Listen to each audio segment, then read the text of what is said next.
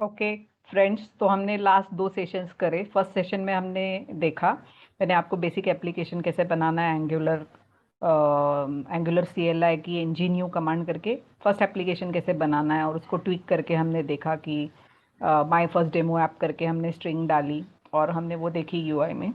Second session में हमने देखा कि फ्लो की हायरार्की क्या है, कि जैसे index.html से लेकर ऐप कंपोनेंट को डिस्प्ले करने तक का सीक्वेंस क्या है, फ्लो ऑफ एग्जीक्यूशन क्या है, वो हमने सेकेंड सेशन में देखा। अभी थर्ड सेशन में मैंने बोला था कि थर्ड सेशन में हम डिटेल में देखेंगे कि फाइल्स के, जैसे ऐप मॉड्यूल फाइल है या ऐप कंपोनेंट फाइल है, उसके अंदर का सिंटैक्स क्या है वो हम देखेंगे। ओके, तो let's proceed. Let me open the Visual Studio Code now. Okay, so I am sharing my screen.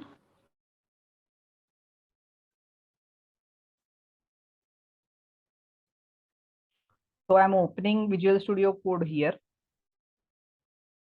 Okay, so यहाँ पे देखो, ये आपका माई बुक ऐप जो आपने क्रिएट किया हुआ है। एंड मैं सारे फाइल्स पहले क्लोज कर देती हूँ। तो यहाँ पे ऐप कंपोनेंट HTML में मैंने कुछ कोड डाला था, वो मैं डिलीट कर देती हूँ। ठीक है, तो ये आपकी माई बुक ऐप जो आपने क्रिएट करी। ठीक है, और इसमें स्ट्रक्चर क्या है वो आप देख लो। ये हालांकि मैंने शॉर्ट में एक्सप्लेन किया है, फिर मैं एक बार बता देती हूँ। नोड मॉड्यूल्स फोल्डर है और सोर्स फोल्डर है। इसमें मैंने बोला my book dash app folder में सबसे 2 इंपॉर्टेंट फाइल्स है जो आपकी पता होनी चाहिए आपको। एक है पैकेज.जेसन। पैकेज.जेसन में मैंने बोला कि आपकी डिपेंडेंसीज, जो रन टाइम डिपेंडेंसीज है एंगुलर की, कौन सी वाली लगने वाली है। और एंगुलर कुछ अगर डिपेंडेंसीज यूज कर रहा है, जैसे RSJS या zone.js इंटरनली यूज कर रहा है, तो वो सारी डिपेंडेंसीज यहाँ पे मेंशन्ड है। डेव डिपेंडेंसीज मतलब डेवलपमेंट टाइम की डिपेंडेंसीज जो आपको लग रही है, जैसे एंगुलर CLI ले लो, ये आपको डेवलपमेंट टाइम पे लगता है। Angular CLI allows you to create your new application. नया एप्लीकेशन बनाना है या कोई कंपोनेंट बनाना है, नया कंपोनेंट बनाया, नई सर्विस बनानी है, राउटर क्रिएट करना है, तो आपको CLI कमांड्स लगती है। तो उसके लिए आपको एंगुलर CLI लगता है। आपका एप्लीकेशन कंपाइल करने के लिए आपको @एंगुलर कंपाइलर CLI लगता है। तो ये सारी जो डिपेंडेंसीज है नॉर्मली ये डेवलपमेंट टाइम पे आपको लगती है, तो वो डेव डिपेंडेंसीज में आती है। तो based upon whatever dependencies and dev dependencies and their version you mention over here, क्या होता है कि जब आप नया एप्लीकेशन बनाते हो तो पैकेज.जेसन को देख के वो सारी डिपेंडेंसीज npm आपके लिए डाउनलोड करके लाता है और कहाँ पे रख दे देता है, इस नोड मॉड्यूल्स फोल्डर के अंदर। तो आप नोड मॉड्यूल्स खोलोगे तो उसमें सारे आपके लाइब्रेरीज है। ठीक है, तो आपको कल को नया एप्लीकेशन बनाना है और आपको, आपके पास इंटरनेट कनेक्शन नहीं है और आप NGNew नहीं बोल सकते, आपके पास पुराना एप्लीकेशन पड़ा हुआ है, उसके अंदर का आप नोड मॉड्यूल्स फोल्डर कॉपी कर लीजिए। नोड मॉड्यूल फोल्डर्स में आपकी सारी लाइब्रेरी है, तो आप नया एक फोल्डर बना लीजिए, उसके अंदर ये node modules folder copy paste कर लीजिए। फिर ये सोर्स फोल्डर बना लीजिए और बाकी सारी फाइल्स आप अगर कॉपी कर लेंगे तो आपको नया एप्लीकेशन मिल जाएगा। इसमें देखो, मोस्टली नोड मॉड्यूल्स फोल्डर में सारी लाइब्रेरीज होंगी जो कि मोस्टली कॉमन होगी। फिर ये सारी फाइल्स भी मोस्टली कॉमन होंगी, एक दो चेंजेस होंगे, otherwise files are mostly common. Main changes कहाँ पे होगी, यहाँ पे सोर्स फोल्डर के अंदर। Source is your main source folder, उसके अंदर आपका मेन ऐप फोल्डर है। ऐप फोल्डर के अंदर आपके एप्लीकेशन के फाइल्स है।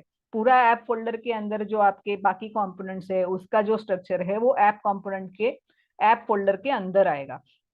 तो आप बाकी पूरा फाइल्स वैसे ही कॉपी कर सकते हो। जस्ट चेंज क्या होगा एप्लीकेशन टू एप्लीकेशन में, ये ऐप फोल्डर के अंदर के जो फाइल्स है, ओके, या अंडर का जो फोल्डर स्ट्रक्चर है, that is what will change. तो आप बाकी पूरा, इवन आपके पास माई बुक ऐप अगर आपके पास पड़ा हुआ है कहीं पे, आप उसकी कॉपी भी क्रिएट कर लो और सिर्फ ऐप फोल्डर के अंदर की फाइल्स चेंज कर दो या एग्जिस्टिंग कोड को मॉडिफाई कर लो, तो वो चेंजेस रिफ्लेक्ट हो जाएंगे। आपको वैसे नहीं करना है, आपको ऐप फोल्डर के अंदर की फाइल्स खुद से बनानी है, ठीक है, आप नया एक फोल्डर बनाओ, उसमें नोड मॉड्यूल फोल्डर्स और बाकी सारे फाइल्स कॉपी कर लो। सोर्स फोल्डर के अंदर ऐप फोल्डर बना लो और ऐप फोल्डर के अंदर आप खुद के फाइल्स, कंपोनेंट के फाइल्स एक एक क्रिएट कर दो, even then it will work. Okay, तो जरूरी नहीं है कि हर वक्त आपके पास इंटरनेट होना ही चाहिए और NGNew से ही आप एप्लीकेशन बनाओगे। हाँ, तो आपने एप्लीकेशन बना ली, उसके अंदर मैंने आपको पैकेज.जेसन का इंपॉर्टेंस बोल दिया। उसके बाद दूसरी एक इंपॉर्टेंट फाइल जो आपको पता होनी चाहिए, दैट इज योर एंगुलर.जेसन। तो एंगुलर.जेसन अगर आप खोलोगे तो आप देखो कि ये पूरा क्या है। इसमें आप देखोगे कि अ, एक बिल्ड करके की वैल्यू पेयर है जेसन फॉर्मेट में, बिल्ड टैग है, तो बिल्ड मतलब डेवलपमेंट टाइम, तो डेवलपमेंट टाइम का जो भी आपका एप्लीकेशन लेवल का कॉन्फ़िगरेशन होता है कि आप स्टार्टिंग पेज आपका कौन सा है, इंडेक्स पेज कौन सा है और उसकी लोकेशन क्या है, या आपकी मेन फाइल जो है उसका लोकेशन क्या है, उसका नाम क्या है, पाथ क्या है, आपका एप्लीकेशन कंपाइल होके कौन से डायरेक्टरी में जाने वाला है। जैसे डिस्ट में माई बुक ऐप फोल्डर में आपको आउटपुट पाथ मिलेगा। तो वो सारे जो कॉन्फ़िगरेशन डिटेल्स है, ओके, वो कहाँ पे मेंशन होती है, एंगुलर डॉट जेसन में। और उसमें 3 लेवल के कॉन्फ़िगरेशन से होते हैं, मतलब 3 तरीके होते हैं। एक बिल्ड लेवल के कॉन्फ़िगरेशन होते हैं, एक दूसरा है आपका कि आपको टेस्ट टेस्ट के लिए कुछ कॉन्फ़िगरेशन चाहिए, जैसे टेस्टिंग कर रहे हो आप, तब आपको अलग कॉन्फ़िगरेशन चाहिए, और बिल्ड के टाइम पे अलग कॉन्फ़िगरेशन चाहिए, तो आप वो मेंशन कर सकते हो। सो टेस्ट का कॉन्फ़िगरेशन यहाँ पे टेस्ट की कोलन जो एरे है उसका, उसके अंदर आ जाएगा। जो ऑब्जेक्ट है टेस्ट का, test colon whatever object, उसके अंदर उसका टेस्ट का कॉन्फ़िगरेशन आ जाएगा। ठीक है। और बिल्ड का कॉन्फ़िगरेशन आपको चाहिए तो वो आप यहाँ पे बिल्ड में डालो। ठीक है, बिल्ड के अंदर यहाँ पे। एंड इसमें सबसे इंपॉर्टेंट है ये स्टाइल्स का जो एरे है वो, और स्क्रिप्ट्स का एरे, ये याद रखना। ये क्यों मैं आपको बता रही हूँ बिल्ड टैग के अंदर, इज दैट कल को आप बूटस्ट्रैप लाइब्रेरी, अगर आपको बूटस्ट्रैप का स्टाइलिंग देना है तो आप बूटस्ट्रैप लाइब्रेरी को इंस्टॉल करोगे, npm इंस्टॉल बोल के आप, बूटस्ट्रैप लाइब्रेरी और जेक्वेरी लाइब्रेरी दोनों लगती है, आपको बूटस्ट्रैप लगेगी और जेक्वेरी लगेगी। तो बूटस्ट्रैप और जेक्वेरी आप npm इंस्टॉल से इंस्टॉल करोगे। ओके, जैसे आपने एंगुलर CLI इंस्टॉल किया वैसे ही। और जैसे आप इंस्टॉल करोगे आप देखोगे कि नोड मॉड्यूल्स के अंदर बूटस्ट्रैप और जेक्वेरी आ जाएगा। लेकिन सिर्फ नोड मॉड्यूल्स में आने से वो काफी नहीं है, आपको उसके बाद में यहाँ पे स्टाइल्स के अंदर आपको बूटस्ट्रैप की जो CSS फाइल है उसका पाथ यहाँ पे मेंशन करना पड़ेगा। और जेक्वेरी और बूटस्ट्रैप की जो JS फाइल है वो आपको स्क्रिप्ट टैग में यहाँ पे लिंक करनी पड़ेगी, तभी जाकर आप बूटस्ट्रैप का स्टाइलिंग आपके यूआई में HTML फाइल्स में वगैरह यूज कर पाओगे, अदरवाइज वो स्टाइलिंग वर्क नहीं करेगी। एनीवेज मैं आपको बाद में बताऊंगी बूटस्ट्रैप को कैसे लिंक करते हैं। आपको अगर बाय चांस देखना है कि स्टाइल्स और स्क्रिप्ट टैग में आप कैसे डालोगे पाथ को, तो मैं एक दूसरा एप्लीकेशन खोल के बता देती हूँ। यहाँ पे देखो स्टाइल्स में by default source slash styles dot CSS करके है। तो मैं ये क्यों बता रही हूँ आपको, क्योंकि सिर्फ ऐप मॉड्यूल फाइल और ऐप कंपोनेंट फाइल ही नहीं, हम वो भी देख रहे हैं कि पैकेज डॉट जेसन और एंगुलर डॉट जेसन में क्या क्या इंपॉर्टेंट है। तो पैकेज डॉट जेसन में डिपेंडेंसीज और डेव डिपेंडेंसीज सेक्शन इंपॉर्टेंट है, ठीक है, जिसमें आप डिपेंडेंसीज देते हो। ठीक है, और एंगुलर डॉट जेसन में ये बिल्ड जो है, बिल्ड के अंदर आपका सारा कॉन्फ़िगरेशन है, जिसमें स्टाइल्स और स्क्रिप्ट टैग आपके लिए, डेवलपर के लिए इंपॉर्टेंट है। ओके, स्टाइल्स में आप देखोगे source slash styles dot CSS है, तो ये स्टाइल्स डॉट CSS फाइल भी यहीं पे है आपके सोर्स फोल्डर में, आप देखोगे दिस वन। तो ये इसमें क्या है, आपकी ग्लोबल स्टाइल्स, आपको अगर एप्लीकेशन लेवल पे कोई स्टाइलिंग देनी है, अगर आपका क्लाइंट या वेंडर बोलता है कि मेरा एक स्पेसिफिकेशन है, स्टाइलिंग है एप्लीकेशन का, जो कॉमनली सारे एप्लीकेशन को एक कॉमन होना चाहिए, तो वो स्टाइलिंग आप यहाँ पे डाल दो। ओके, जैसे आप यहाँ पे डालोगे वो आपके एप्लीकेशन वाइड वो अप्लाई हो जाएगी। तो application wide global styles are there in styles dot CSS। तो ये फाइल जो है इसकी कॉन्फ़िगरेशन आपने यहाँ पे एंगुलर डॉट जेसन में मेंशन की है स्टाइल्स में। ओके, नॉर्मली डिफॉल्ट नेम हमेशा स्टाइल्स डॉट CSS ही होता है, अगर आपको कुछ अलग देना है तो आप अलग दे सकते हो, बट फिर यहाँ पे आपको कॉन्फ़िगरेशन में अकॉर्डिंगली वो नेम चेंज करना पड़ेगा। ये प्रोविजन इसलिए दिए ताकि आप अगर नाम वगैरह चेंज करते हो तो आप कॉन्फ़िगरेशन में वो चेंजेस डाल दो तो it will pick it up. Okay, this is how the default configuration it comes with, but if you want to modify it and give some another name to a file, then you have to mention accordingly। यहाँ पे accordingly आप configuration जो angular.json का configuration है उसमें वो नाम correspondingly change कर दो तो वो उठा लेगा। Okay, understood. तो वो आपको फ्रीडम है कि आप उसको थोड़ा मॉडिफाई कर सकते हो, इसका लोकेशन मॉडिफाई कर सकते हो, SRC फोल्डर में नहीं है और किसी फोल्डर में रखा है तो करेक्ट पाथ दे दो तो वो उठा लेगा। ठीक है, तो ये स्टाइल्स में आप ग्लोबल स्टाइल्स दे देते हो। ठीक है, और कुछ एडिशनली आप आपके स्टाइल्स डाल रहे हो या स्क्रिप्ट्स डाल रहे हो तो उसका पाथ भी आपको यहाँ पे मेंशन करना है, बिकॉज आपको बूटस्ट्रैप ऐड करना है तो बूटस्ट्रैप का स्टाइलिंग आपको चाहिए, या जेक्वेरी का आप कोड एप्लीकेशन वाइड आपको यूज करना है तो वो ग्लोबली यूज करना है, इसलिए आपको यहाँ पे डालना पड़ेगा स्टाइल्स और स्क्रिप्ट्स। मैं आपको एक ओपन करके बता देती हूँ, मेरे पास और एक एप्लीकेशन है ये, माई फर्स्ट ऐप करके मेरे पास एप्लीकेशन है, उसका मैं एंगुलर डॉट जेसन खोल के बता देती हूँ। ये देखो एंगुलर डॉट जेसन है ये माई फर्स्ट ऐप का। ठीक है, इसमें देखो बिल्ड टैग में यहाँ पे स्टाइल्स में ये बताया है, स्टाइल्स में नोड मॉड्यूल्स फोल्डर से उसका पाथ बताना शुरू कर दे, Bootstrap dist CSS Bootstrap dot min dot CSS. उसके लिए बूटस्ट्रैप होना चाहिए वहां पे, उसके लिए मैंने पहले npm इंस्टॉल से बूटस्ट्रैप को इंस्टॉल करवाया, बूटस्ट्रैप के पैकेज को। ठीक है, फिर यहाँ पे स्क्रिप्ट टैग में भी मैंने देखो bootstrap dot min dot JS, JS file script is what JS like style is CSS, तो स्टाइल्स में सीएसएस की लिंक दोगे और स्क्रिप्ट में जेएस की। तो bootstrap dot min dot JS और jquery dot min dot JS इनको यहाँ पे मैंने लिंक करवाया। ठीक है, तो मैंने उसके लिए बूटस्ट्रैप और jQuery के दोनों पैकेजेस मैंने npm इंस्टॉल से इंस्टॉल करवाए और फिर यहाँ पे स्टाइल्स और स्क्रिप्ट टैग में आके उनका पाथ दे दिया। ये पाथ आप देख सकते हो, आप नोड मॉड्यूल्स खोलकर देखोगे तो नोड मॉड्यूल्स में आपको jQuery फोल्डर मिलेगा, उसमें आपको डिस्ट फोल्डर मिलेगा, उसमें वाकई में आपको jQuery dot min dot JS file दिखाई देगी। तो वहां से वो देख के वो पाथ यहाँ पे लिंक किया हुआ है। ठीक है, अंडरस्टूड। तो जैसे आप ये लिंक कर दोगे उसके बाद में आप देखोगे कि अगर आपने आपके HTML फाइल में आप बूटस्ट्रैप का कोई भी टैग यूज कर रहे हो तो it will that style will get applied. Okay, हम वो यूज करके भी देखेंगे। फिलहाल जस्ट फॉर योर नॉलेज ये याद रखना, कभी कभी हम क्या करते हैं बाय मिस्टेक ये स्टाइल्स और स्क्रिप्ट जो बिल्ड टैग में डालना होता है वो हम बिल्ड टैग में डालने के बजाय गलती से हम कभी कभी डेवलपर क्या करता है गलती से वो क्या कर देता है टेस्ट में डाल देता है। टेस्ट में भी सेम स्टाइल्स और स्क्रिप्ट टैग दोनों है, मैंने यहाँ दोनों पे डाले क्योंकि मुझे टेस्टिंग के टाइम पे भी चाहिए, नॉर्मली आपको सिर्फ डेवलपमेंट टाइम पे चाहिए होते हैं। तो आप देखो कि डेवलपमेंट का जो है जो बिल्ड कॉन्फ़िगरेशन है, बिल्ड कॉन्फ़िगरेशन में आप उसे डाल रहे हो कि नहीं। टेस्ट कॉन्फ़िगरेशन में आपको डालना है तो डाल दो, बट आपको बिल्ड टाइम पे अगर चाहिए तो बिल्ड कॉन्फ़िगरेशन के स्टाइल्स और स्क्रिप्ट टैग में डालना जरूरी है।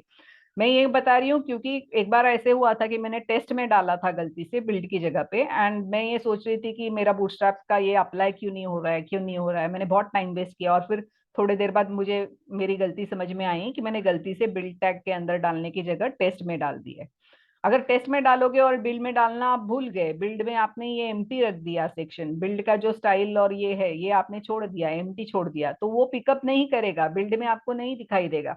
तो आप जब डेवलपमेंट कर रहे हो एट दैट टाइम अगर आपको बूटस्ट्रैप का स्टाइलिंग अप्लाई करना है तो वो आपको नहीं दिखाई देगा।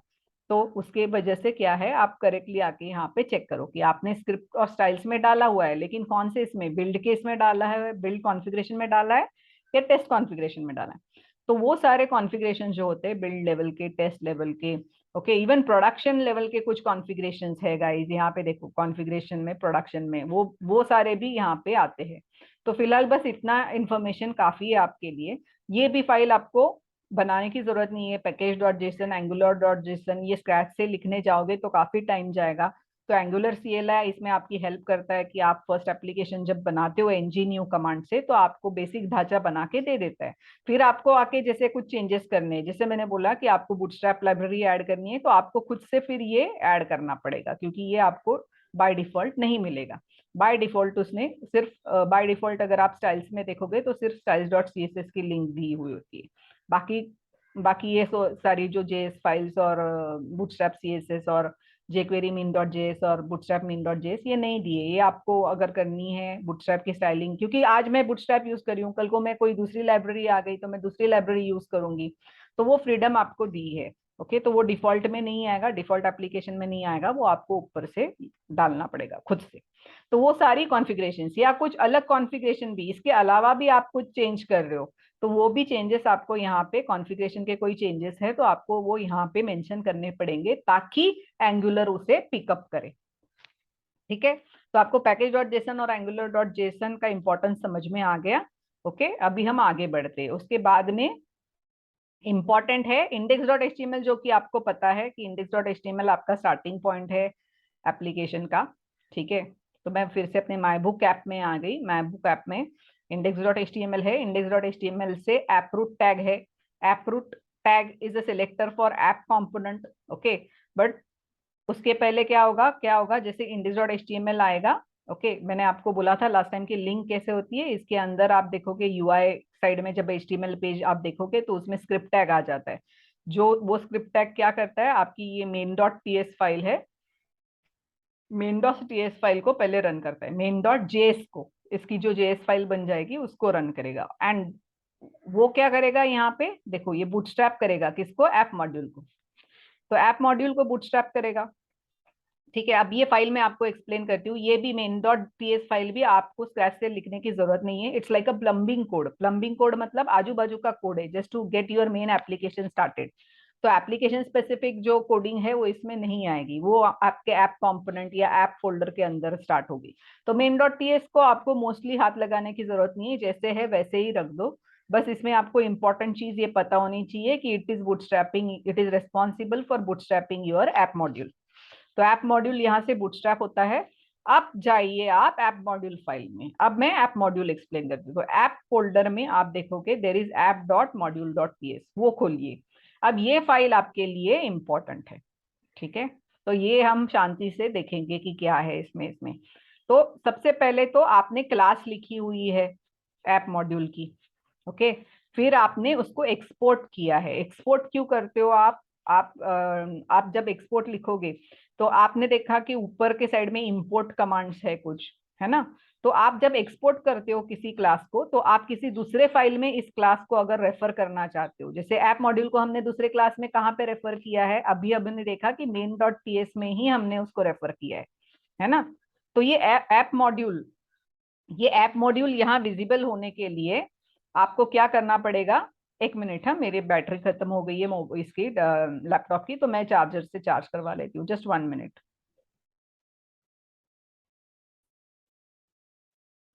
ओके, सो कमिंग बैक, मैं आपको क्या एक्सप्लेन कर रही थी। हाँ, मैं आपको एक्सप्लेन कर रही थी ऐप मॉड्यूल की फाइल। तो ऐप मॉड्यूल फाइल में आपने देखा मेन, ये मेन डॉट टीएस फाइल है। Main dot TS file app module को बूटस्ट्रैप करती है, और हम फिर ऐप मॉड्यूल फाइल में आ गए। तो app module file is important file. Okay, इसमें आपने देखा ऐप मॉड्यूल क्लास है। ओके, ये हमने एक्सपोर्ट करवाया है। क्यों एक्सपोर्ट करते, ताकि हम किसी दूसरे फाइल से इसको रेफर कर सकेंगे। तो रेफर करने के लिए आप अगर एक्सपोर्ट नहीं करोगे, then you can not refer to this class from inside some another JS file, दूसरे टीएस फाइल या जेएस फाइल से। मैं जब भी टीएस बोलती हूँ आप जेएस समझ लीजिएगा, क्योंकि टीएस फाइनली जाके जेएस में ही कन्वर्ट होता है। TypeScript gets converted into JS code. तो मैं बार बार जेएस नहीं बोलूंगी, मैं टाइप स्क्रिप्ट फाइल बोलूंगी। ठीक है, तो बैकग्राउंड में आप ये सोच लेना कि टीएस मतलब जेएस फाइल। ठीक है, तो ये ऐप मॉड्यूल में एक्सपोर्ट कर रही हूँ। अगर मैं एक्सपोर्ट करी हूँ तो ये बाकी जगह पे विजिबल हो जाएगा।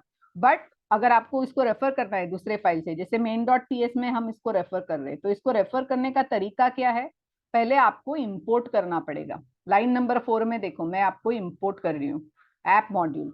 ओके, तो ये this import is not something related to Angular. Okay, ये तो टाइपस्क्रिप्ट कोडिंग हुई कि टाइपस्क्रिप्ट कोड में कोई भी क्लास अगर आपको रेफर कर रहे हो तो आपको उसको पहले इंपोर्ट करना पड़ेगा। ओके, ये इंपोर्ट होने के लिए, for this to be available for import, first what you will have to do कि जब भी आप क्लास को कोड करते हो तो उसको एक्सपोर्ट करना जरूरी है। अगर आपने एक्सपोर्ट ही नहीं किया है तो आप किसी दूसरे जगह से उसको इंपोर्ट नहीं कर सकते। ठीक है, तो ये मैंने ऐप मॉड्यूल एक्सपोर्ट कर दिया, ताकि मेन डॉट टीएस में मैं यहाँ पे इंपोर्ट लिख सकूं। इंपोर्ट करली braces what ever the class name वो आप इसमें दे दोगे, फ्रॉम बोलोगे, और फिर आप लोकेशन दो फाइल का सिंगल कोट में।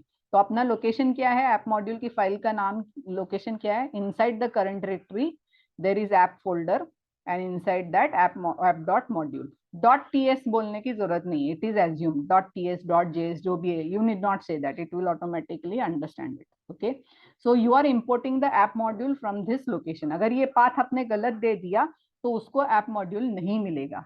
ठीक है, जैसे आपने ये ऐप फोल्डर बोला है, अगर आपका ऐप फोल्डर की जगह पे कुछ अलग फोल्डर का नाम आप दे देंगे तो वो एरर मार देगा, बिकॉज ऐप वन फोल्डर ऐसे कोई फोल्डर है ही नहीं, तो उसे ऐप मॉड्यूल फाइल नहीं मिल रही है। ठीक है, तो करेक्ट पाथ देना बहुत जरूरी है। Okay, so that it is able to get the file of this app module. get this locate this file app.module.ts, and inside that it should be able to locate this class called as app module। अब आपके आपने अगर class में app dot module में class का नाम app module की जगह कुछ अलग दे दिया, ऐप मॉड्यूल 1 दे दिया, ओके तो आप एक्सपोर्ट ऐप मॉड्यूल 1 कर रहे हो और main.ps से आप इंपोर्ट कर रहे हो app module, again there will be discrepancy, again उसको समझ में नहीं है, उसको फाइल तो मिल गई, अभी आपका पाथ तो सही है लेकिन उस पाथ में ऐप मॉड्यूल नाम का क्लास है ही नहीं, तो आप उसको कैसे इंपोर्ट कर रहे हो? आप ऐप मॉड्यूल 1 बोलोगे तो that will be fine, okay understood. But आपको क्या चाहिए? ऐप मॉड्यूल चाहिए। अगर ऐप मॉड्यूल है आपके क्लास का नाम तो आपको क्या करना पड़ेगा, यहाँ आके आप प्रॉपरली उसे नेम करो। तो ऐप मॉड्यूल क्लास आपने क्रिएट करके एक्सपोर्ट करा, so that wherever you want to import it you have to import it like this. अब ये सिंटैक्स सिर्फ ऐप मॉड्यूल के लिए ही नहीं है, कोई भी एंगुलर का, एंगुलर में अगर कोई भी क्लास आप लिख रहे हो, क्योंकि ये टाइपस्क्रिप्ट का कोडिंग है, कोई भी टाइपस्क्रिप्ट का क्लास अगर लिख रहे हो तो आप उसको लिखकर एक्सपोर्ट करो ताकि किसी दूसरी फाइल में आप उसको इस तरीके से इंपोर्ट कर सको। Once you import it, what will happen, मैंने इंपोर्ट कर दिया, आप उसको इस फाइल में आप रेफर कर सकते हो। To refer this app module inside this file, you have to first import it so that it becomes visible. अब ऐप मॉड्यूल विजिबल हो गया, then you can refer it. फिर मैंने लाइन नंबर 11 में नीचे जाकर उसको रेफर किया है, then that is okay because in line number 11 when you say app module, उसे पता है कि ये ऐप मॉड्यूल क्या है, ठीक है। इस फाइल में तो नहीं है लेकिन आपने इंपोर्ट करके ऊपर बता दिया है कि ये कौन सी फाइल से है, कहाँ पे जाके इसको ढूंढना है, तो इट इज ओके, ठीक है। तो again coming back to app module class, अब ऐप मॉड्यूल क्लास में आप इंटर्न आप देखोगे कि app module class export class app module, ये क्यों लिखा, ये लाइन तो आपको समझ में आ गई, ठीक है। फिर अंदर मैंने, ये तो मेरा क्लास है, ये फिलहाल एम्प्टी है इसलिए मैंने कुछ लिखा नहीं है अंदर, ठीक है अंडरस्टूड। अब most important over here at the top of app module, just about the app module, you will see that I am using something called @ng module, okay. I am using something called as @ng module. अब ये याद रखना, अब ये ng module ये क्या है, इसको बोलते हैं ये हम डेकोरेटर यूज कर रहे हैं, @ng मॉड्यूल एनोटेशन है, हम इसको डेकोरेटर भी बोल सकते हैं। और ये कैसे देते, इसका देने का सिंटैक्स क्या है वो याद रखो, कैसे देना है। कोई भी जैसे @ng मॉड्यूल, ठीक, लिख दो, फिर राउंड ब्रैकेट है उसके अंदर और उसके अंदर कर्ली ब्रेसेस है, इसी तरीके से लिखो, इसी तरीके से राउंड ब्रैकेट और कर्ली ब्रेस लिखो और एंटर प्रेस करो अंदर जाकर, ठीक है। फिर इसके अंदर जो भी डिटेल्स है वो लिखना शुरू कर, ठीक है। तो @ng मॉड्यूल कोई भी एनोटेशन है तो उसका राउंड ब्रैकेट आता है because you have to execute it, okay.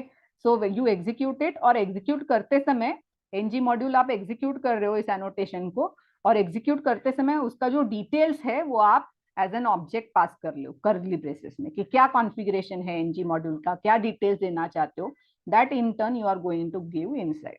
तो कोई भी डेकोरेटर यहाँ पे, क्योंकि एंगुलर में हम बहुत सारे डेकोरेटर्स यूज करेंगे, बहुत सारे एनोटेशन यूज करेंगे, लाइक @ng मॉड्यूल एक है, @component एक है, तो जब भी हम ऐसा देंगे तो ये ऐसे ही उसका सिंटैक्स होगा कि आप डेकोरेटर यूज करो, वो क्लास के ऊपर प्लेस किया रहेगा, उसको राउंड ब्रैकेट दो और उसके अंदर आप जावास्क्रिप्ट का ऑब्जेक्ट पास करो कर्ली ब्रेस में, और उसके अंदर आपका जो भी कॉन्फ़िगरेशन है वो आप मेंशन करो, ठीक है अंडरस्टूड। तो यहाँ पे आपको ये भी आपको लिखने की जरूरत नहीं है, ये आपको मिल जाएगा, आप स्टार्टिंग एप्लीकेशन जब ng न्यू से बनाते हो, ओके ठीक है।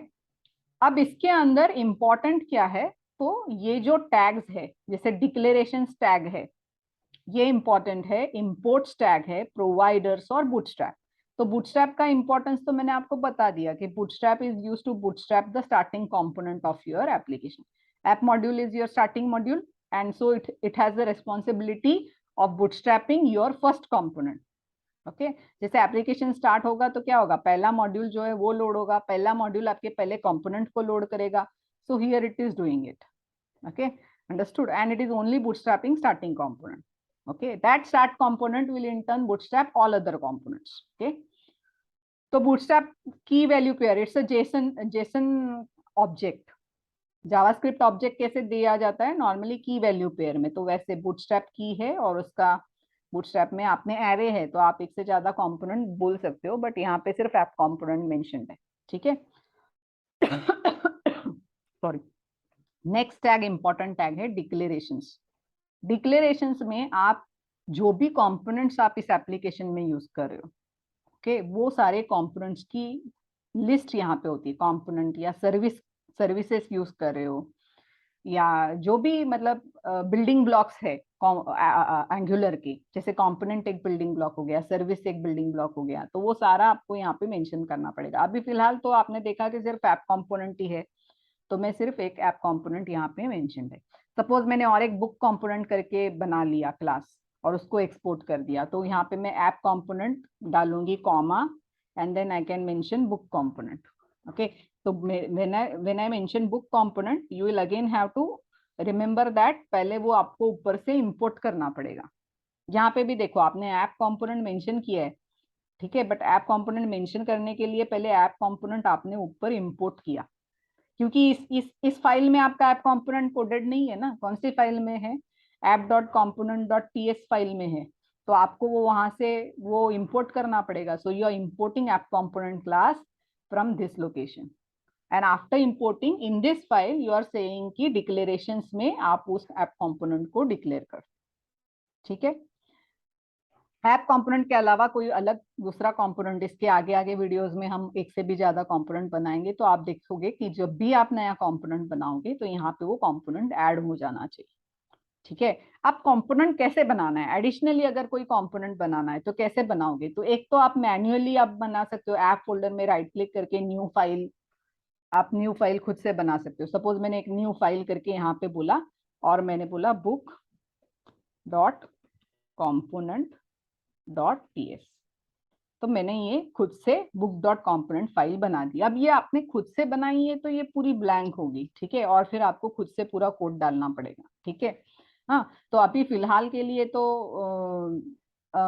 मैं अभी यही का कॉपी पेस्ट कर लेती हूँ, ऐप कंपोनेंट से ही है थोड़ा सा वो, वहीं से फिर मैं एक्सप्लेन कर दूंगी, बट इसका नाम मैं चेंज कर दूंगी। अभी क्या है, इसको बुक कंपोनेंट बोलना है, तो इसको मैं बुक कंपोनेंट बोल दूंगी। और सपोज इसको बुक नेम कोलन, टाइप क्या है इसका, स्ट्रिंग, हम्म, ठीक है, या फिर और इसकी वैल्यू क्या आपको देनी है, book name is suppose angular book. अब ये सिंटैक्स मैंने तो नॉर्मल टाइपस्क्रिप्ट का सिंटैक्स लिखा है कि आप वेरिएबल नेम देते हो, कोलन उसका टाइप बोलते हो, फिर उसको वैल्यू असाइन कर देते हो, एक्सपोर्ट क्लास बुक कंपोनेंट। अब इसका सिलेक्टर जो है वो यूनिक, मैंने बोला हर एक कंपोनेंट का अपना एक टेम्पलेट फाइल होना चाहिए, टेम्पलेट व्यू होना चाहिए, और अपना सिलेक्टर होना चाहिए। सपोज इसको मैंने इसका सिलेक्टर दे दिया ऐप बुक, ठीक है, और उसकी जो फाइल है ऐप बुक सिलेक्टर है, और उसकी फाइल हम app dot component dot H T M L नहीं बोलेंगे, उसको बोलेंगे हम suppose book dot component dot H T M L. और सिर्फ टेम्पलेट यूआरएल फाइल नहीं होती, हर एक कंपोनेंट के लिए देखो, हर एक कंपोनेंट के लिए तीन चीजें होती है। एक सिलेक्टर होता है जो कि उसका टैग होता है, एक टेम्पलेट होती है जो कि उसकी व्यू एचटीएमएल फाइल होती है, और तीसरा उसकी स्टाइलिंग होती है कि अगर ये एचटीएमएल पेज इसका व्यू दिखाई देता है सामने, ये व्यू दिखाई देता है, तो उसके व्यू में जो एचटीएमएल है उसको स्टाइलिंग कहाँ से अप्लाई करना है, तो वो स्टाइलिंग अप्लाई करना है, तो वो स्टाइल के डिटेल्स कहाँ पे दिए हुए हैं, तो वो स्टाइल यूआरएल में एक एरे होगा, जैसे ये एरे है, उसमें आप उसकी स्टाइल फाइल को मेंशन कर दो। जैसे यहाँ पे मेंशन कर रही हूं मैं book, book dot component dot C S S, ठीक है। हम्म, अब अब फिलहाल क्या है, वो है नहीं, इसलिए वो एरर दे रहा है, वो बोल रहा है कि इस नाम की कोई फाइल है ही नहीं, can not find the template file so and so. तो बना दीजिए आप एक बुक, यहाँ पे जाकर मैं वो भी फाइल बना देती हूँ। अभी फिलहाल मैं ऐप फोल्डर में ही बना रही हूँ new file, book dot component dot H T M L. अभी फिलहाल इसको कुछ नहीं, मैं इसमें कुछ नहीं डालती हूँ, ठीक है।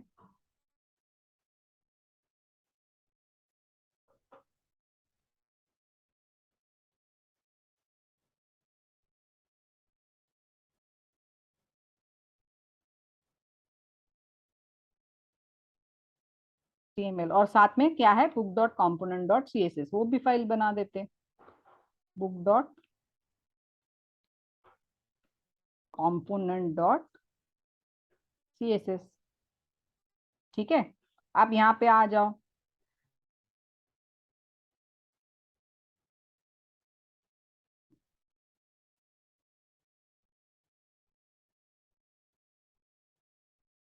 ये रिकॉग्नाइज नहीं कर रहा है, फिर से एक बार दे दो उसको।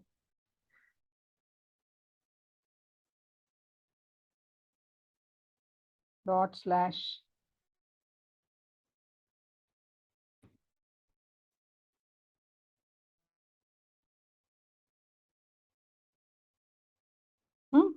कॉमा। ठीक है,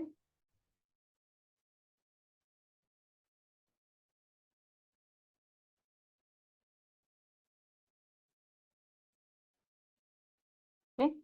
तो यहाँ हमने दे दिया कि सिलेक्टर है app dash book, template URL है book dot component dot html file, और स्टाइल यूआरएल है book dot component dot css file उसकी ये है। अभी फिलहाल के लिए दोनों एम्प्टी है, ठीक है। और बुक डॉट कॉम्पोनेंट टीएस में मैंने बुक नेम क्या डाला है, ये डाला है, ठीक है। तो ये मेरा कंपोनेंट बन गया।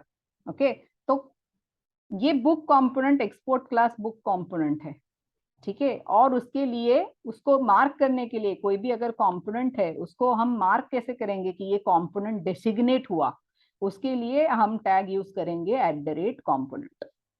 अगेन मैंने बोला कि ये है, हम एनोटेशन यूज कर रहे, टॉप लेवल क्लास का एनोटेशन है, कंपोनेंट का एनोटेशन है। तो राउंड ब्रैकेट आएगा, उसमें राउंड ब्रैकेट के अंदर आप एक कॉन्फ़िगरेशन कैसे पास करेंगे, कंपोनेंट की डिटेल्स कैसे पास करोगे, तो आप एक जावास्क्रिप्ट ऑब्जेक्ट पास करते हो की वैल्यू पेयर में, जिसमें ये 3 वैल्यूज होंगी, selector, template URL, style URLs. ठीक है, understood. Selector is how you identify this component, mark this component uniquely, app book ये unique होना चाहिए, there should not be another component with the same selector name, otherwise there will be problem. Template URL is the view associated with this, and style URL is the styling file associated with this. So every component in Angular has its associated selector, has its associated view, and has its associated style. Styling नहीं आपको देनी है, आप omit कर सकते हो, styling नहीं देनी है तो सिलेक्टर और टेम्पलेट आप एम्प्टी रख सकते हो इस एरे को। अभी फिलहाल आपको कोई स्टाइलिंग नहीं देनी है, ये एरे एम्प्टी रख दो, आप अंदर कुछ मत दो, बाद में आपको देना है तब जाकर ऐड कर दो। ठीक है, अंडरस्टूड। तो ये टेम्पलेट यूआरएल है जिसमें एचटीएमएल है अब, और ये सिलेक्टर है। ये इसमें कुछ चेंजेस और हो सकते हैं, जैसे टेम्पलेट यूआरएल में आपने एक्सटर्नल फाइल दी है यहाँ पे, है ना। अगर आपको एक्सटर्नल एचटीएमएल फाइल नहीं देनी और छोटा सा एचटीएमएल व्यू है आपका, तो आप यहीं पे कोड भी कर सकते हो सिंगल लाइन में, लेकिन अभी नहीं करते, वो बाद में मैं बता दूंगी। अभी फिलहाल हम बेसिक देखते हैं कि बुक कोई भी कंपोनेंट अगर है तो उसको मार्क करना है, तो आपको @component टैग यूज करना है। और उसमें 3 इंपॉर्टेंट चीजें आती है, सिलेक्टर आता है, उसका टेम्पलेट आता है जो कि उसकी एचटीएमएल फाइल है, और उसकी स्टाइल की फाइल आती है, और वो इस तरीके से लिखनी है। ये सिंटैक्स याद कर लो, लिख लिख के याद हो जाए। ठीक है, सेम आप ऐप कंपोनेंट में भी आपने वही किया है, आप ऐप कंपोनेंट डॉट टीएस में भी देखोगे तो सेम है, क्लास है, फिर @component टैग है जिसमें आपने राउंड ब्रैकेट में ऑब्जेक्ट पास किया है करली ब्रेस में, और उसमें आपने वापस ये 3 वैल्यूज दिए, selector, template URL and style URL. ठीक है, और ये कंपोनेंट आप यूज कर रहे हो एंगुलर के कौन सी लाइब्रेरी से, कंपोनेंट टैग है एंगुलर की कोर लाइब्रेरी से, तो आपको वो पहले इंपोर्ट करना पड़ेगा। अगर मैं ये कमेंट आउट कर दूं, ये देखो स्लैश स्लैश करके मैं कमेंट आउट कर दूं, तो it will not understand where this component is coming from. ये एंगुलर की लाइब्रेरी में है ना, तो आपको उसका पाथ देना पड़ेगा, इसलिए आपको इंपोर्ट करके उसका पाथ। तो आपको समझना है कि वो इनबिल्ट एंगुलर का क्लास हो या खुद का यूजर डिफाइंड क्लास हो, अगर आप उसको रेफर कर रहे हो इस फाइल में और वो कहीं दूसरी जगह दूसरी फाइल में कोडेड है और यहाँ पे आप रेफर कर रहे हो, तो आपको इसको इंपोर्ट करना पड़ेगा। ठीक है, जैसे मैं कंपोनेंट क्लास रेफर कर रही हूँ तो आपको उसको इंपोर्ट करके उसका लोकेशन देना पड़ेगा, it's in angular slash core library. ठीक है, तो this is how you give the, this is how you code a component. अब ये कंपोनेंट आपने कोड कर लिया, अब ये ऐप कंपोनेंट के साथ में आपने बुक कंपोनेंट भी कोड किया। ये क्यों बताया मैंने आपको बुक कंपोनेंट कोड करके, कि ये बुक कंपोनेंट अगर आपको सिर्फ बुक कंपोनेंट फाइल क्रिएट करने से काफी नहीं है, आपको एंगुलर एप्लीकेशन में बताना है कि ये एंगुलर एप्लीकेशन का पार्ट है और ये आपके कौन से मॉड्यूल में आना है। तो आपके components are group together inside module. Okay, so first level of grouping is your component class, which is a grouping of your properties and methods. तो यहाँ पे तो मैंने सिर्फ एक बुक नेम प्रॉपर्टी डाली है, आगे जाकर हम इसमें आगे मेथड्स भी डाल सकते हैं, तो मैं डाल के बताऊंगी आपको मेथड्स। तो प्रॉपर्टीज और मेथड्स आप डालेंगे, ओके, बट बाद में आपको बताना है all this related components are group together inside a module. तो आपको अगर इसको ऐप मॉड्यूल में डालना है, इस बुक कंपोनेंट को आपको ऐप मॉड्यूल में डालना है, तो आपको क्या करना पड़ेगा, इधर ऐप मॉड्यूल में आके आपको यहाँ पे ऐप कंपोनेंट के साथ में आपको कौन सा कंपोनेंट मेंशन करना पड़ेगा, आपका बुक कंपोनेंट। आपने जैसे ऐड किया यहाँ पे ऑटोमेटिकली इंपोर्ट हो गया, visual Studio code editor smart है, वो ऑटोमेटिकली इंपोर्ट कर देता है, ठीक है, अंडरस्टूड। अगर ये इंपोर्ट नहीं होगा तो ये बुक कंपोनेंट यहाँ पे उसको समझ में नहीं आएगा क्या है, ठीक है। So you import book component and then यहाँ पे यू मेंशन। तो any component which is going to be part of a app module has to be listed over here in the declaration stack, that you have to remember, ठीक है। अब ये मैंने manually बनाया करके, मुझे खुद को यहाँ पे आके उसकी एडिशन करनी पड़ी। अब इसका दूसरा तरीका है जो मैं बताऊंगी कि एंगुलर CLI यूज करके आप इजीली ये कंपोनेंट बना सकते हो, ठीक है। तो मैं एंगुलर CLI से एक कंपोनेंट क्रिएट करके बताती हूँ, ओके। तो I am just sharing my screen, just wait over here.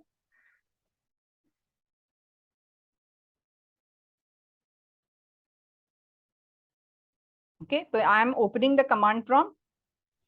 Command prompt में अभी तो मेरा एप्लीकेशन कंपाइल होके रन हो रहा है, तो मैं इसको कंट्रोल C बोल के टर्मिनेट कर लेती हूँ, ठीक है। कंट्रोल C बोलो, टर्मिनेट करो, और आप माई बुक ऐप में आ गए। माई बुक ऐप में आपको वो कंपोनेंट क्रिएट करना है, टॉप लेवल पे ही क्रिएट करना है। तो उसकी कमांड क्या है, ng कमांड है, फिर G मतलब जनरेट, C मतलब कंपोनेंट, और आपके कंपोनेंट का जो भी नाम है, सपोज मेरे कंपोनेंट का नाम है, सपोज एक बुक कंपोनेंट तो बना दिया है मैंने, तो मैं एक दूसरा कंपोनेंट बना देती हूँ, बुक लिस्ट कंपोनेंट, ओके। तो बुक लिस्ट करके मुझे एक कंपोनेंट बनाना है, तो कमांड क्या है, NGGC, G for generate, C for component and the name of my component. तो जैसे आप बोलोगे NGGC,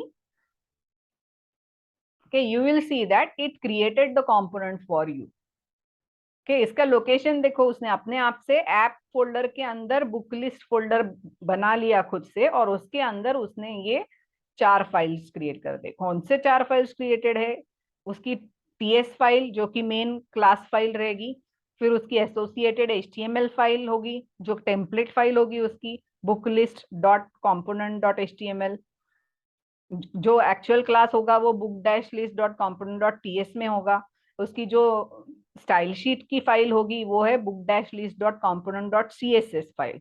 और ये अगर आपको इसके लिए यूनिट टेस्ट लिखनी है तो उसकी यूनिट टेस्टिंग की फाइल कौन सी होगी, book list dot component dot spec dot TS, ठीक है। तो ये 4 फाइल्स उसने आपको बना के दे दी। नॉट ओनली दैट, आप तो ये देखो, आप अगर इसको रिफ्रेश करोगे, रिफ्रेश करने की भी जरूरत नहीं, यहाँ पे आपको ऐप फोल्डर में बुक लिस्ट फोल्डर दिख रहा है, उसके अंदर देखो, आप ओपन करो, इसमें देखो ये बन गया book list component dot TS, अपने आप से पूरा बना बना के दे दिया, ये पूरा कंपोनेंट टैग और सिलेक्टर भी डाल दिया, देखो फाइल्स भी बना दी, HTML CSS, हालांकि अभी HTML फाइल में कुछ नहीं है, सिंपल एक लाइन है बुक लिस्ट वर्क्स करके। तो ये आपको बना के उसने दे दिया। नॉट ओनली दिस, इसने और एडिशनली क्या किया, आपके ऐप मॉड्यूल में बुक लिस्ट कंपोनेंट की एंट्री भी कर, ठीक है, यहाँ पे इंपोर्ट कर लिया बुक लिस्ट कंपोनेंट को, और यहाँ पे आपकी एंट्री भी कर दी। तो आप अगर एंगुलर CLI से कोई भी कंपोनेंट बनाते हो या कोई सर्विस बनाते हो, ओके, कल को जाके कोई फिल्टर बनाते हो, कोई भी मतलब बिल्डिंग ब्लॉक बनाते हो एंगुलर का, एंगुलर CLI से, तो आपको डरने की जरूरत नहीं है, वो आपकी फाइल्स भी बना देगा और उसकी करस्पॉन्डिंग एंट्री आपके ऐप मॉड्यूल में भी कर देगा, ठीक है, अंडरस्टूड। बट अगर आप मैन्युअली बना रहे हो, जैसे इसके पहले का कंपोनेंट मैंने आपको मैन्युअली फाइल बना के बताया, तो आपको वो याद रखना है कि आपको खुद को जाकर ऐप मॉड्यूल में उसकी एंट्री करनी है। आप अगर यहाँ पे एंट्री नहीं करोगे तो क्या होगा, वो ऐप मॉड्यूल का पार्ट नहीं होगा, and then when you are referring to that component it will not be able to locate that component properly, okay, because उसे समझ में नहीं आएगा कि इसको कहाँ पे ढूंढना है, कौन से मॉड्यूल में ढूंढना है, okay. So you have to understand that Angular application is a collection of modules and your root module is your app module, okay. सो आपके सारे कंपोनेंट्स होंगे और similar components are group together in the module, okay, and different modules together are part of your single application. Okay, तो application होगा, modules level की second hierarchy होगी और हर एक मॉड्यूल में फिर अपने अपने कंपोनेंट्स होंगे। ठीक है, जैसे आपके जावा में होता है, जावा में आपके पैकेजेस और क्लासेस होंगे, तो packages is similar to your modules over here. ठीक है, understood? Package groups your classes, similarly modules group components over here, components या services or whatever artifacts जो है वो that those are grouped at the module level। And normally क्या होगा, आपका application का स्कोप बहुत बड़ा है तो ही मोस्टली आपके पास ऐप मॉड्यूल के अलावा बाकी मॉड्यूल्स भी होंगे। ओके, तो एक से ज्यादा अगर मॉड्यूल्स आपके पास है तो आपको इस इंपोर्ट्स एरे में डालने पड़ेंगे। तो यहाँ पे ये ब्राउजर मॉड्यूल लिस्टेड है, तो ब्राउजर मॉड्यूल तो बाय डिफॉल्ट यूज होता है हमेशा। आप देखोगे कि आप main.ts में अगर आप चले जाओ, main.ts फाइल में, ओके, तो main.ts में आपने ये प्लेटफॉर्म ब्राउजर डायनामिक वगैरह यूज किया है। Okay, understood? तो हाँ, तो यहाँ पे यूज होते हैं कुछ मॉड्यूल्स, यहाँ पे भी इन्होंने कुछ चीजें इंपोर्ट करी है। ओके, सिमिलरली आपके ऐप मॉड्यूल में भी आप ब्राउजर मॉड्यूल डायरेक्टली नहीं यूज करते हो, लेकिन इनडायरेक्टली आपका जो मॉड्यूल होता है वो ब्राउजर में बूटस्ट्रैप होके वहां पे डिस्प्ले होता है, तो ब्राउजर मॉड्यूल आपको लगेगा। ठीक है, प्लेटफॉर्म ब्राउजर। ठीक है, तो वो रहने दो, बट इसके अलावा आपने खुद का कुछ यूजर डिफाइंड मॉड्यूल बनाया तो वो भी आपको यहाँ पे कॉमा देके लिस्ट करना पड़ेगा। Okay, understood? Because you remember your starting module is app module, so if there are any other modules, who is going to mention it? Your app module only will have to mention all other modules also inside this import stack। imports का जो array है उसमें, ये मैं क्यों बता रही हूँ, क्योंकि आप आगे जाकर राउटर क्रिएट करोगे, तो राउटिंग अगर आपने क्रिएट किया और राउटर के लिए आपने राउटिंग का सारा कुछ आपने एक अलग मॉड्यूल इसके लिए बनाया, आपको ऐप मॉड्यूल में वो क्लटर नहीं करना है और उसके लिए आपने राउटर मॉड्यूल करके कुछ अलग से बनाया, और राउटर मॉड्यूल में और राउटिंग रिलेटेड कॉन्फ़िगरेशन या फाइल्स आपने रखी, तो अब वो अलग मॉड्यूल हो गया, तो आपको उसको इस एप्लीकेशन के अम्ब्रेला में लाना है, तो आपको उस राउटर मॉड्यूल को यहाँ पे इंपोर्ट करना पड़ेगा और यहाँ पे इंपोर्ट एरे में browser module comma router module ऐसे मेंशन करना पड़ेगा। अगर वो नहीं करोगे, वहां से राउटर मॉड्यूल को एक्सपोर्ट करो बना के और यहाँ पे इंपोर्ट्स एरे में उसको लिस्ट करो।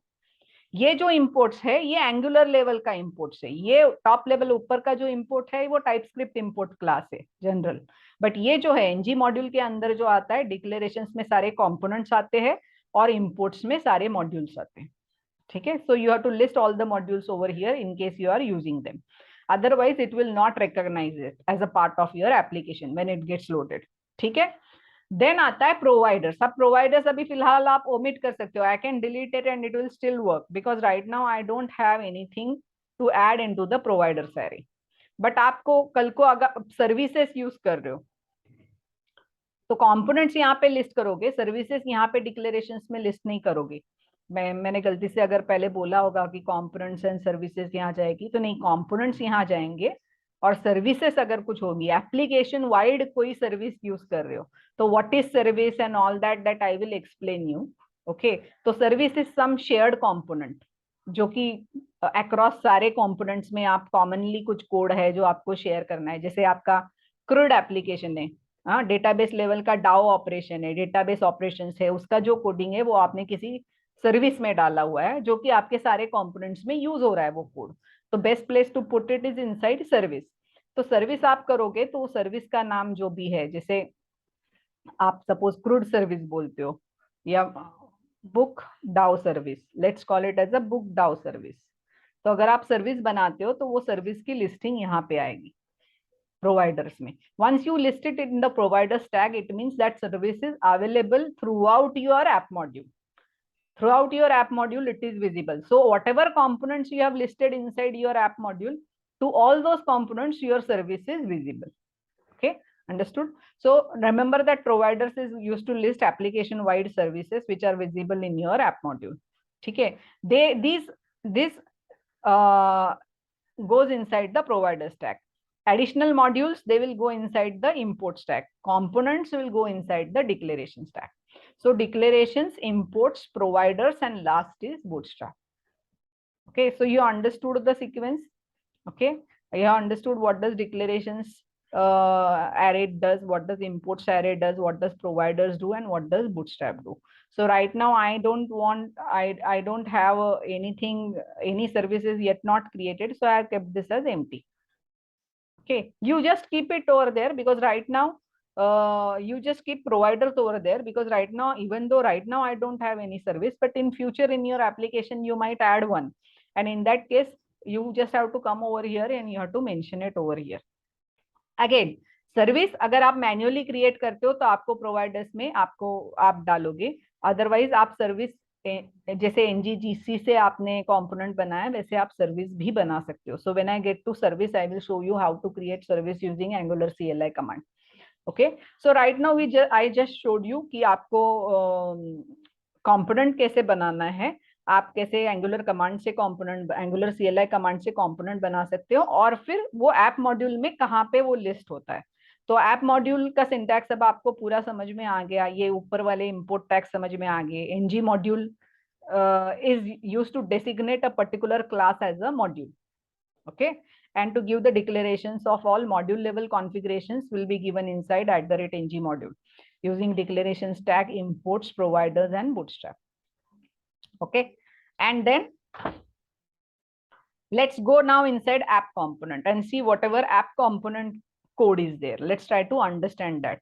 Okay, so I went inside app component. Again, in app component, as I said, that to mark a particular class as a component, you have to use @component tag. To mark a particular class as a module, you have to use @ng module tag. Okay, so these two annotations are very important. @ng module to mark a particular module part, mark a particular class as a module, Angular module, and second, to mark a particular class as a component, you use @component with a selector, template URL, and style URL. The selector should be a unique selector.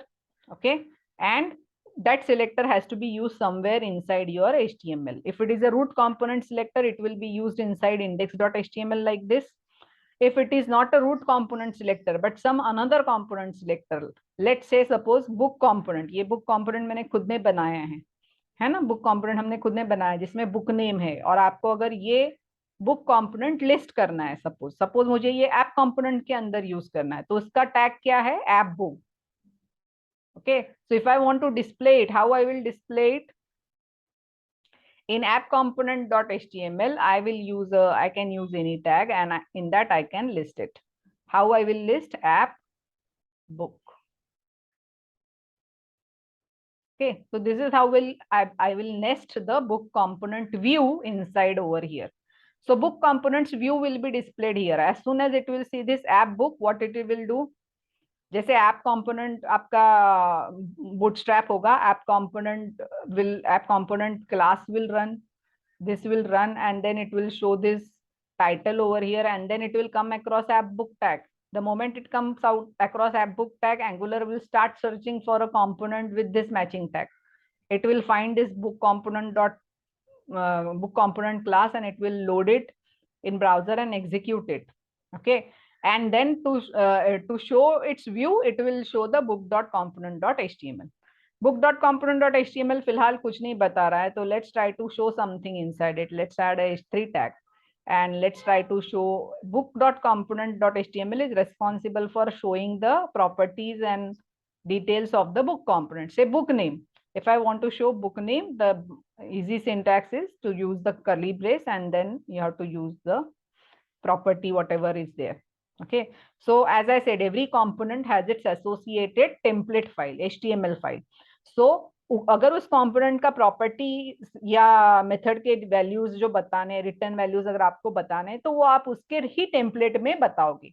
अब book component की template क्या है, book component dot HTML. So inside that you will show it. How to show it? attribute can be shown like this using curly brace. Okay, understood? इस syntax को बोलते हैं interpolation syntax. Okay, interpolation syntax. So when it is given in curly brace, it is an indication to display the value of this property. Okay, in this place. So curly brace is going to evaluate that property, and whatever the result of it, it will show it inside the h3 tag. Okay, so I am just saving it. See that there is a dot, means it is not yet saved, so just save it. Okay, and this book list component, it is yet created, but in its HTML is empty. It's just book list works. But I'm not nesting book list component. I have just created book list component, but have I linked it with app component HTML? Not yet. So right now there are 3 components, but I am just using 2 components. So that is app component and my book component. Okay, so I will be able to see the UI of those 2. Okay, so let's try to see it. I am just sharing my screen.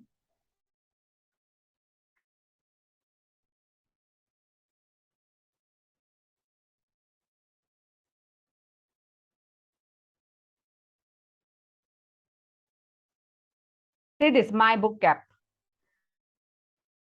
Okay, so this my book app, from where it is coming, my book app.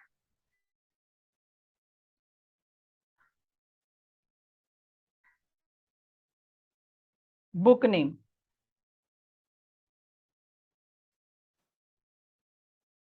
Book name is Angular book. It is not showing it. So let's, if it is not displaying in the UI, just see that are you running, have you run the application? Is your application in run mode? So you will see that I have just stopped over here. So you have to, for it to pick up those changes, you have to say ng serve. I halted the application before I made the changes. To create the component, I just halted the application. So I'm starting the application again so that it will reflect those changes.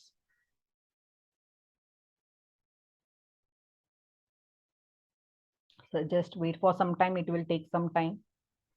So compiled successfully has to come. If there is any issue, some syntax error is there, then it will list it over here.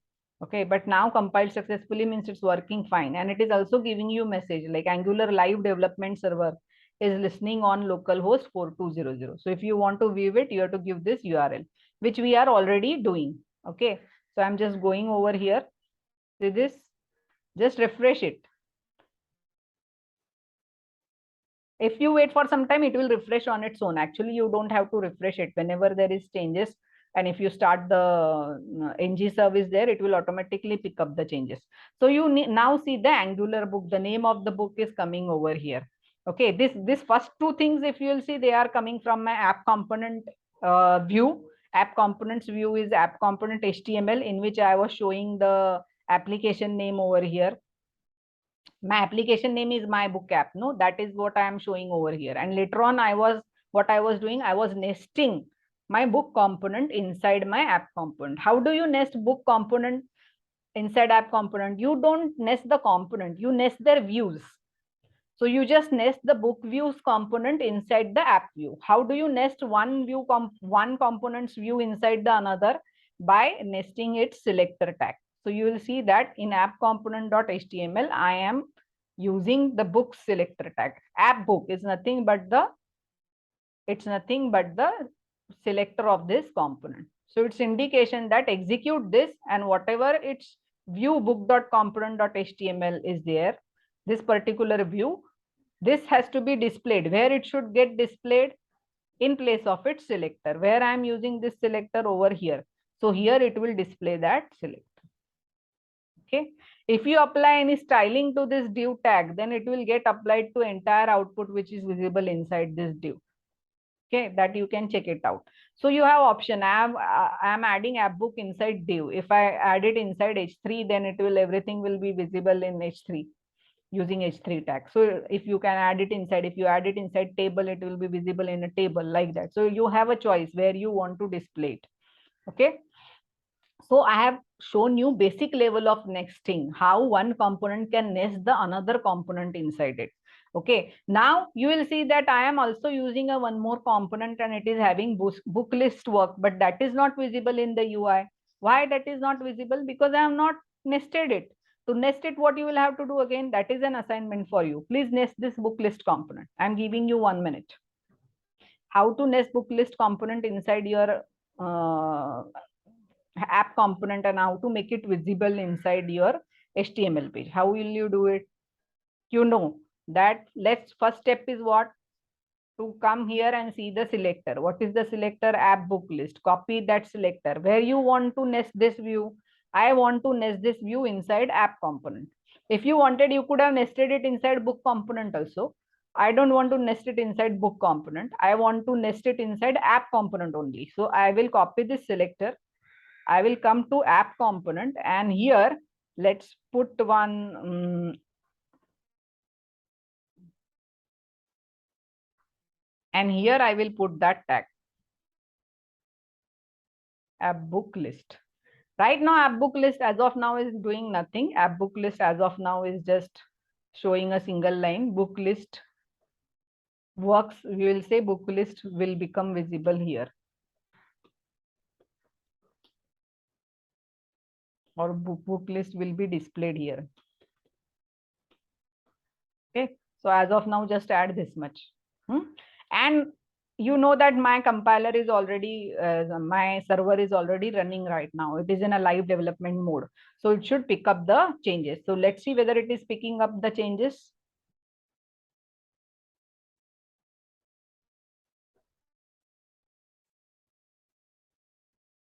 See this?